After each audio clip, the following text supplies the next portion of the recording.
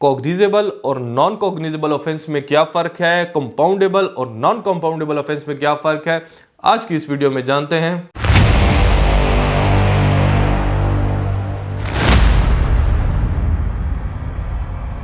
अस्सलाम वालेकुम वरहमतुल्लाहि वबरकातुहू। वकीलनामा की व्यूवर्स, शुरू करते हैं कॉग्निजेबल से।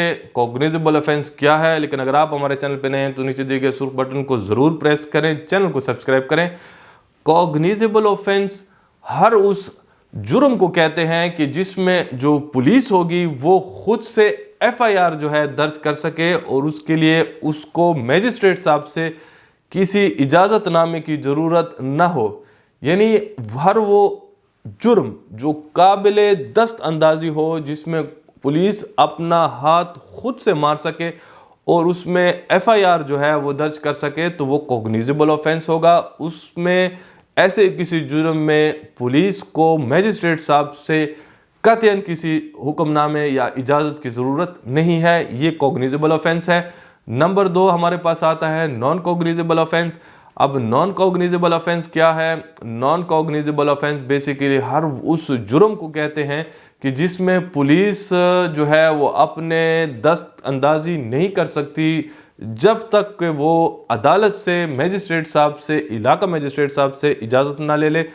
तो नॉन कॉग्निजेबल ऑफेंस, जिसको हम उर्दू में नाकाबिल दस्तअंदाजी कहते हैं, ये बिल्कुल उलट है, मुखालिफ है कॉग्निजेबल ऑफेंस की, काबिल दस्तअंदाजी की, जिसमें पुलिस खुद से एफआईआर दर्ज कर सकती थी। नॉन कॉग्निजेबल में पुलिस को मैजिस्ट्रेट साहब से ज़रूर इजाज़त लेनी होगी कि हम ये काम करने जा रहे हैं, आप हमें इसकी परमिशन ग्रांट करें।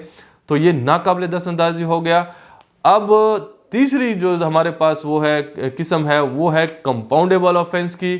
कंपाउंडेबल ऑफेंस हर उस जुर्म को कहते हैं जिसकी सज़ा जो है, जिसकी सज़ा को, जिसके साथ जुल्म हुआ पड़ा होता है, वो आपको माफ़ कर सके।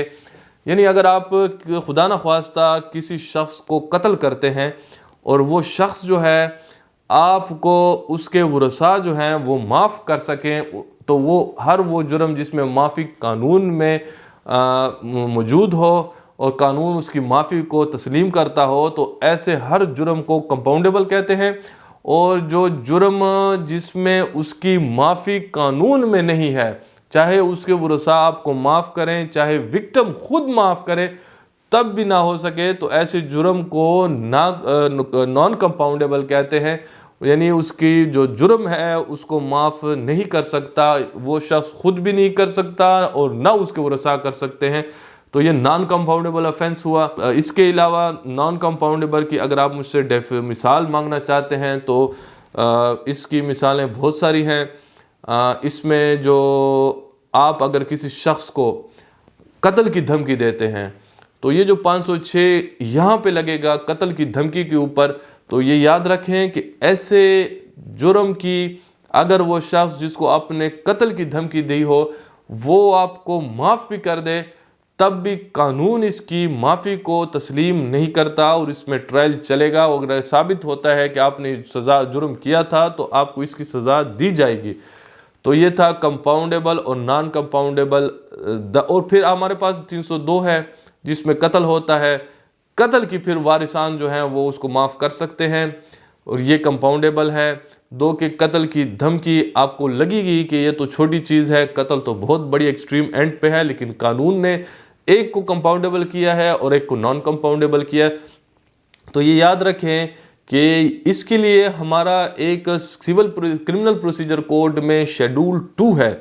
शेड्यूल 2 में जो चीज़ें फॉल करती हैं वहाँ पे शेड्यूल 2 में तमाम जो हमारे दिफात हैं पाकिस्तान पिनल कोड के, ताज़ीरात पाकिस्तान के, वो तमाम उधर लिखे हुए हैं और हर सेक्शन के आगे लिखा हुआ है कि कौन सा कंपाउंडेबल होगा और कौन सा नॉन कंपाउंडेबल होगा। तो ये चीज़ें वहाँ से आपको उसका की रहनुमाई मिलेगी। बैन ही आपको ये भी पता चलेगा वहाँ से कि कॉग्निजेबल है या नॉन कॉग्निजेबल है। यानी उसमें आपको may arrest with warrant, may arrest without warrant है तो वो यकीनन कॉग्निजेबल ऑफेंस है। मे وداؤٹ اگر وارنٹ وہ اس کو گرفتار نہیں کر سکتا تو اٹس مین کہ وہ نان کوگنیزیبل ہے۔ بہرحال اس میں اور بھی بہت ساری چیزیں ہیں، لیکن جو کوگنیزیبل اور نان کوگنیزیبل، کمپاؤنڈیبل اور نان کمپاؤنڈیبل افینس کے حوالے سے ہیں، جس کی بیسک تشریحات میں نے آپ کو بتا دی ہیں اور وضاحت کر دیا ہے۔ امید ہے کہ آج کی اس ویڈیو سے آپ کو ان سبجیکٹس کو لیتے ہوئے جو آپ کے سوالات آپ کے ذہن میں تھے وہ دور ہو گئے ہوں گے۔